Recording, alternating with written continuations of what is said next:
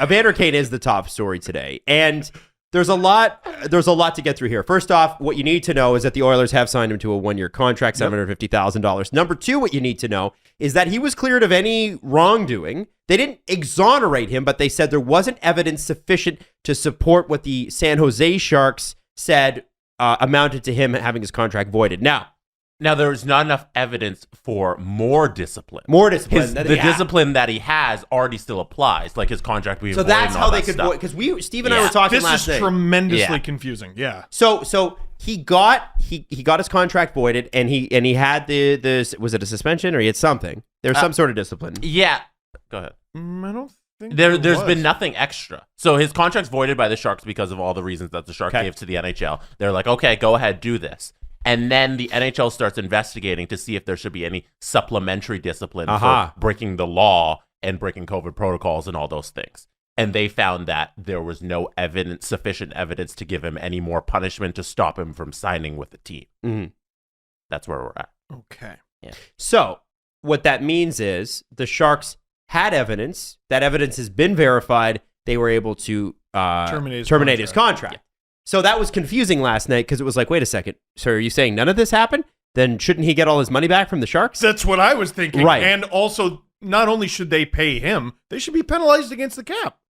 Yeah, they should. Absolutely. Now, this is going to be... if that's not the case... This is going to be a Mike Richards situation. There is some sort of payout happening here. There has to be. Yeah, because the grievance that Evander Kane has filed against the NHLPA has filed on behalf of Evander Kane to the NHL. That's still pending. So who knows if the NHLPA wins their grievance because there wasn't sufficient evidence to suspend him further. I don't know. I've heard that this yesterday's news won't affect that grievance, which is clear as mud. I don't understand it. I'm not going to lie. Oh, yeah. But, okay. Yeah. Sure, he's not suspended. So, with all that said, he is going to the Oilers. He did talk to Kayla Gray on the shift. Kayla Gray, noted helper of finding my lost dog. When Seti got out a couple years ago, Kayla was one of the first people to message me on Twitter, like, how can I help? And then, like, yeah, she's amazing. Oh, it's an awful feeling. Yes, and she was all over it, and she was great, and we love Kayla. Shout out to Kayla in the shift at TSN. So she sat down with him. Now, the thing with Evander Kane is he is really good at the sit and chats. The very serious one-on-one in the room sit and chats. He had one not 6 months ago. No, yeah, I think... who did it? Was it Greg Wyshynski? No, Greg? No, sorry. Greg Wyshynski tweeted the screenshot. Oh. Of, he's got like a rubric here. Or he's got like a God, I'm missing... There's a strategy afoot. A strategy. Yes. There it is. Was it Linda Cohn? I don't know. I'm going to look it up right now. I'm looking at Greg's Twitter account, hoping to find it, but he tweets a lot. Damn it, Greg. It might not have. Sure tweet a lot, Greg. I think I saw it this morning. Yeah. Anyway, he does the sit. It was with Linda Cohn. Yeah. There you go. And so they do the sit down face to face. And whenever somebody's done something serious, like it was like Charlemagne did with Travis Scott after Astro World, like everybody on 60 Minutes, you have this sit and chat, but this is his second in 6 months. And obviously, there's been a lot of controversy that's followed Evander Kane, not just here, but anywhere he's gone. And I'll be honest with you, I didn't get it at the beginning. Like, there was the money phone thing when he was, in his first team where he was in Vegas and he had this. That was nothing. That was stupid. No, we defended him for years. 1,000%. Yeah. And then there was the tracksuit situation with Dustin Byfuglien where he showed up late and didn't show up in a suit, and Dustin Byfuglien threw his tracksuit in the shower, and they're like, okay, we better trade him. Well, and at the end of that, I'm like, I don't know, kind of sounds like Byfuglien was the jerk. 100%. But yeah. And the helicopter from Buffalo to Toronto for like a Jays game or something. Yeah. Which, and I'm like, again, he's got the money to do it, I guess. So, like, does it matter? Yeah. He doesn't have the money. He filed for bankruptcy just before training True. camp. But we didn't know that. But back at that day, we didn't know that, right? Sure, like, you didn't know. So, what we found out, though, through for The Athletic, was that essentially, and this was all detailed in a report at the end of the summer, several Sharks players went to Doug Wilson and said, please do not bring this person back. Yeah. Team's leading scorer. Yeah. Best forward. There was accusations of abuse. There was accusations of, I think unpaid child support. There was accusations of, we know he's got a crippling gambling debt. Virtually everything. Right. Now, have any of those been substantiated? No, but the accusations were made. And, I think you have to, I'm presenting those to you without comment, but I think we all know when an accusation, especially of spousal abuse, is made, you have to listen to the victim. Yeah. And well, CJ sort of brought this point up a little while ago when they were talking about Evander Kane on the CJ show. Until he's accused of something and it goes further, right? Like it's proven. Mm-hmm. There's nothing really teams in the league can do, right? They can't prevent him from being in the National Hockey League. Right. Based on... Because legally they can't. Right. Right. Which is... Now, they don't have to sign him. That's just what it is. They don't have to sign him right away, but yes. Yeah, they don't have to. You can choose to not have him in your locker room, but like if you want him there, then it's your right because nothing legally has been done against him. Yeah. Yep. And, I saw people laughing at the Oilers like, what if they still miss the playoffs? Well, they could trade him. So, if they want. Evander Kane said today he didn't get along with every teammate. The narrative that he didn't get along with every teammate in San Jose is false. Right. Okay, great. Says leaks of that narrative came from the dressing room, not him. And, quote, that's not good leadership. Mm-hmm. So the Kayla Gray interview, which I don't think is getting enough credit for at least getting some more Evander Kane information out there. I don't think enough media people are quoting her at the interview directly, which is a shame because she did a great I think the job. reason is it's hard to find. That is it's very very true. hard to find. Yeah. Because it exists solely on the Bell platform. It doesn't exist on YouTube. Oh, companies got to stop. Yeah, I went to tsn.ca/the Yes. shift or whatever it is. Really? And I watched it Yeah. from there. Yeah. And the reason they do that is because they believe that they want to bring people into the closed universe, but that doesn't work. Oh, guys, you have bar down. I know. Oh, come on. I know. Oh, why- I know. And that's the thing, right? Is that it's just, you kind of go, this interview is the interview. yeah. It's the interview. Guys. So it's hard to find. So they spend the first 10 minutes is about his time in San Jose and addressing all those things. Mm-hmm. And she asks all the questions that you want to ask Evander Kane. They're all in there in the half an hour that they sit down. It's just a matter of if Evander Kane will answer any of them in a way that is interesting and he'll say anything, which he doesn't most of the time. But they talk about how there's an incident in the Athletic report, how an assistant coach challenged him to a fight in a power play meeting. And they spend like 5 minutes on this because the assistant coach takes off his shirt after the power play meeting and he comes into the locker room and he challenges to a fight. A fist fight. A fist fight with no shirt, and he's flexing and he says, Evander can fight me. And this, you can go read the story online. And he says all of this is true. I don't care who the coach is. That's a bad career move. Yeah, but he says... For the coach. He says all of this is true. And the question is, like, okay, what did you do to instigate a coach coming up to you and trying to do this? And there's no answer for that. And it's continuation of, hey, this thing happened. Yeah, but I thought it was a joke. And I got along with all my teammates. And I thought everything in the culture was good.